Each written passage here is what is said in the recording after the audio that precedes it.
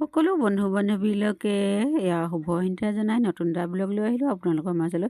আহকচোন আজি বাৰু আমি সৰস্বতী পূজাটো কেনেদৰে পালন কৰিলোঁ তাৰে ব্লগ এটা এয়া বনাই আপোনালোকলৈ আগবঢ়ালোঁ। আপোনালোকে সম্পূৰ্ণকৈ চাই থাকিব। মোৰ যদি ব্লগটো চাই আপোনালোকে ভাল পায় তেতিয়াহ'লে লাইক শ্বেয়াৰ কমেণ্ট ছাবস্ক্ৰাইব এটা কৰি দিবলৈ নাপাহৰিব।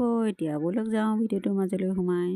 এয়া আজি ৰাতিপুৱাই শুই উঠিয়ে মানে ঘৰ চোতালবিলাক সাৰি এটাই মেলি ঘৰ দুৱাৰবিলাক মানে চাফ চিকুণ কৰি ল'লোঁ আৰু চাফ চিকুণ আজি যিহেতু সৰস্বতী পূজা সেই গতিকে আনকালেও বাৰু কৰা হয়, তথাপিতো আৰু অলপ মানে গোটেইখিনি ঘৰ দুৱাৰ চাফ চিকুণ কৰা হ'ল আৰু আনকালে গোটেইখিনি একেদিনাখনে কৰিবলৈ সময় নোহোৱা নিচিনা হয় আৰু ৰাতিপুৱাই। কোনে বাৰু কেনেদৰে এয়া পূজা আজি পালন কৰিলে তাক জনাব সকলোৱে কমেণ্ট এটা কৰি হা।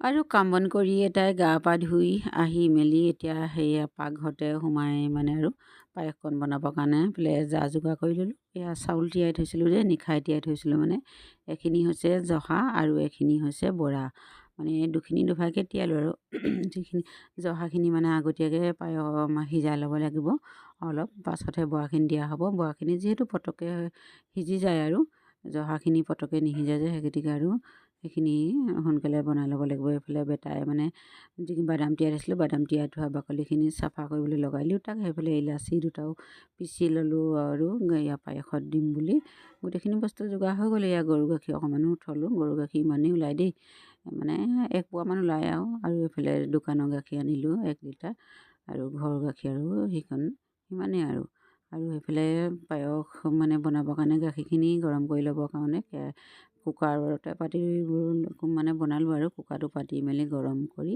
তাতে ঘিউ অকণমান দি ল'লোঁ, যাতে ঘিউকণ দি ল'লে আৰু তেতিয়া পায়সখিনি লাগি নধৰে, বনাবলৈ ভাল। আৰু সেইফালে গাখীৰখিনি উতলাই থাকিলেও মানে উতলটো আহিব লাগে যেতিয়া চাউলখিনি দিবলৈ ভাল হয়। প্ৰথমতে সেই দি দিলোঁ সেইফালে জহা চাউলখিনি, সেইখিনি আধা সিজা হোৱাৰ পাছতে আৰু তাৰপিছত বৰা চাউলখিনি দি দিয়া হয়। আৰু সেইফালে জহাখিনি আধা সিজাৰ পাছতে আৰু মানে চাউলখিনি এইফালে বৰা চাউলখিনি দি দিয়া হ'ল। এইফালে বৰা চাউল মানে সৰহ হয় আৰু জহা চাউল এয়া 1 কাপ দিছিলোঁ আৰু জহা চাউল আৰু লাহে লাহে কৰি মোৰ এয়া পায়সকণ বনোৱা হৈ গৈছিলে আৰু এয়া দেখিছেনে গোটেইখিনি খিচমিচ কাজু বাদাম এনেদৰে গোটেইখিনি দিয়া হ'ল। মানে চেনিটো পাছত দিব লাগে দেই, চেনিটো মই দেখিছোঁ না হোৱাৰ পাছতে দি দিছোঁ। চেনিটো কি হয় আগতে দিলে চাউলটো নিসিজে বুলি কয় আৰু নাজানো, কিন্তু সেই সিজা পাছতহে দি দিওঁ আৰু চাউলখিনি কি চেনিখিনি দেই, সেইখিনি দেখিছে নহয় পাছত দি দিছোঁ। এয়া কিছুমানে চেনি দি ভাল পায় খাই, কিছুমানে গুড় দি ভাল পায় নহয় জানো।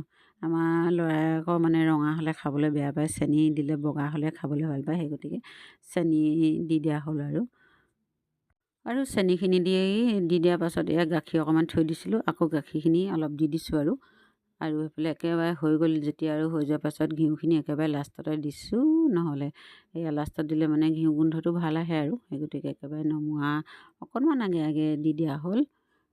আৰু এইফালে পায়স ভাগ কৰি মেলি এইফালে দেখিছে ন আমাৰ এয়া আজি সৰস্বতী পূজা খাবলৈ অহা আইসকলক দেখা দিছোঁ দেই, আইসকল বুলিয়ে কৈছোঁ আৰু এয়া তেওঁলোকক দিছোঁ। আৰু আমি তাৰপিছত সেৱা এটা ল'লোঁ আৰু সেৱা এটা লৈ প্ৰাৰ্থনা এটা কৰা হৈ গ'ল।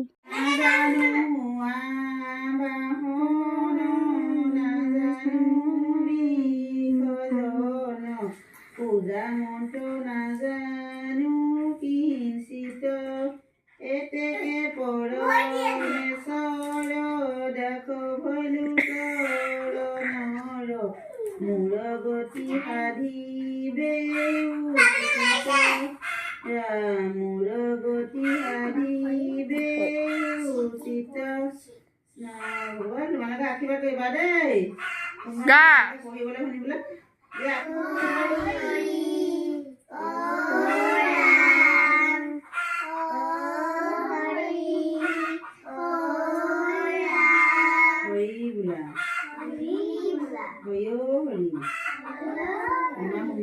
ভালদৰে পঢ়িব লাগে